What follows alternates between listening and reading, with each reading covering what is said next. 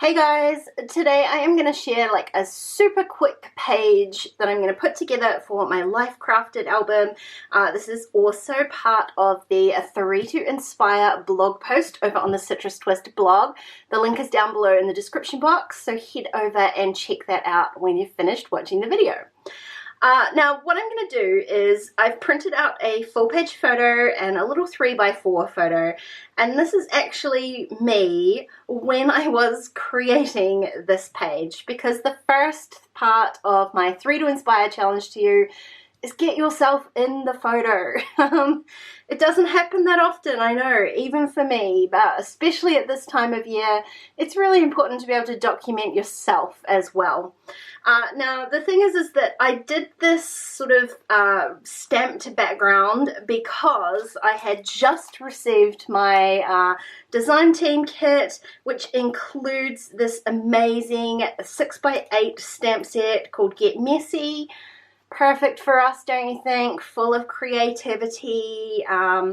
It's just, I could not wait, so I started stamping and actually filmed a little reel for Instagram, and so I'm going to use this to put together a page. But like I said, this took a little bit of time, and so I wanted to show you a much easier and simpler way of getting this kind of look without all of the effort.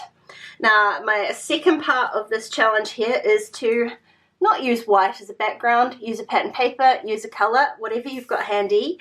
I am going to use another piece of this lovely lemon yellow cardstock because it matches my photo, because it's in my photo.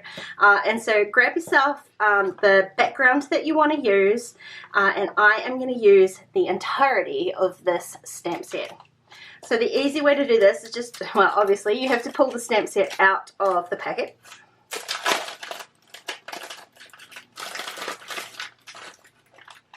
Flip it over and pull off the background sheet. And that's it. That's what we're going to stamp. We're going to stamp this sheet as it is, because so much time and effort goes into designing these sets and having them all sort of laid out perfectly for you. Why mess with that? So let's just use it.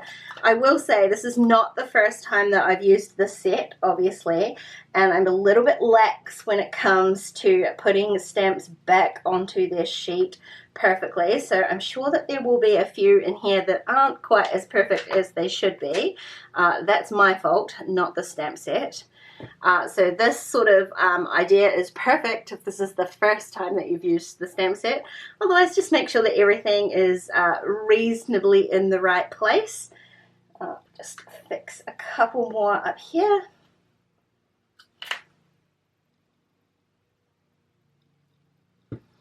And then we're going to get going.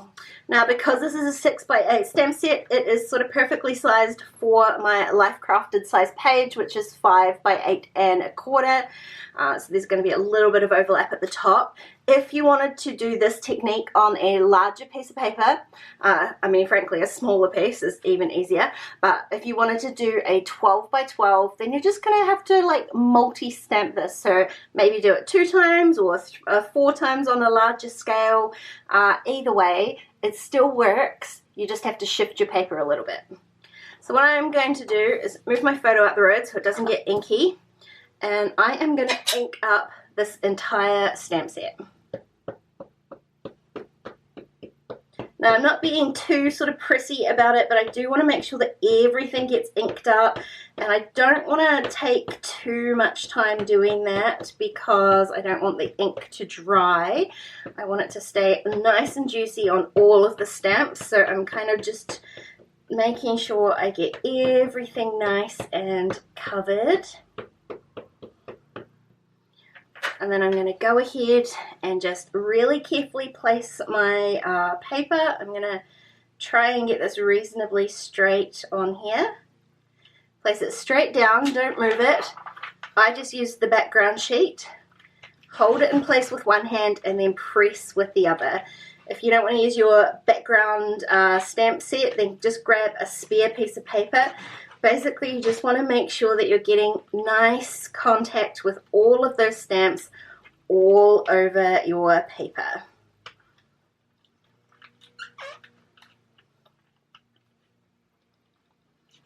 And then just being careful, there's ink on there, so you're going to need to wipe that off. Be careful to lift this off in one go. There's your stamped background. I told you it was simple, a whole lot simpler than stamping them one at a time, but just another way to make sure you use your stamps, which is the third part of today's challenge. Really, really make use of those stamp sets. They are awesome tools. They're an investment because you can use them again and again to create your own patterns, create your own pattern paper, create your own embellishments, really help you tell the story. Give it a quick wipe over with a cloth or a chamois, and you're good to go. So the rest of this spread is going to come together in mere minutes. I'm just using my hole punch. I need to punch my full page photo there so that it will go into my album. I could totally just leave it like this and pop my journaling onto my stamped page. But what I want to do is create a little sequin page because my design team package came with a few of these really pretty sequins in it. I wanted to keep them, one, because I love sequins, but two, it's like a little bit of memorabilia for me. So I am going to use a full page pocket page, and I am going to insert my 3x4 photo and my journaling card into the pocket and then surround it with sequins. So I've just typed out my journaling on just a blank 3x4 card, and I am going to add a couple of these stamps onto the card in the same yellow ink that I used to stamp the background. So I'm stacking a couple at the top and adding the little love heart down the bottom just to tie in the stamped background and also add some of that color onto my journaling card. And then I'm just going to really just add a little bit of adhesive and adhere my photo and the journaling card back to back. There's no need to do this, but I just like to make sure that they're lined up and they're not going to shuffle about when they're in the page protector. Also, I just needed to trim down my little 3x4 card just a little bit. Now I'm placing this inside the pocket where I want it to go, which is right in the middle, and I'm going to hold that in place by stitching with my sewing machine. Now if you don't have a sewing machine, you could hand stitch it. You could also just maybe like staple the cards into the middle of the page protector. Lots of options there, but I love the texture from my sewing machine. So I place a bit of sequin mix into the bottom, then put my photo where I need it to be, make sure I'm holding that nice and steady, and then just stitch all the way around the outside of that. That's why it's important to have your journaling card on the back of there. There is no going back after that. And then I just add the rest of the sequin mix into the top, and I stitched the top of my page protector shut. You could always use a fuse tool for all of this as well if you've got one of those and like that look. I love the texture that the stitching brings. Now the sequins are super easy to kind of shuffle around, and I just use my fingers to push a few of them up the sides of the photo. This is really is easier to do this after it's stitched than to try to place them while the photo's not in there. But you can see how easy that is to create the little sequin shaker pocket, and it adds just a fun little pop of color on top of all of that stamping.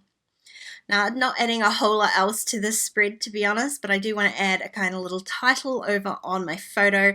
There's a bit of blank space at the top there. I think it will work nicely to add a title in, and so I'm going to use these really pretty pink puffy sticker alphas from Citrus Twist. I gave up in the end and went and grabbed my little alpha guide here. I just want to have these alphas on something so that, one, I can make sure they're straight, but I also want to make sure that the title is visible above my photo and journaling card when the pocket page is flipped over the other way.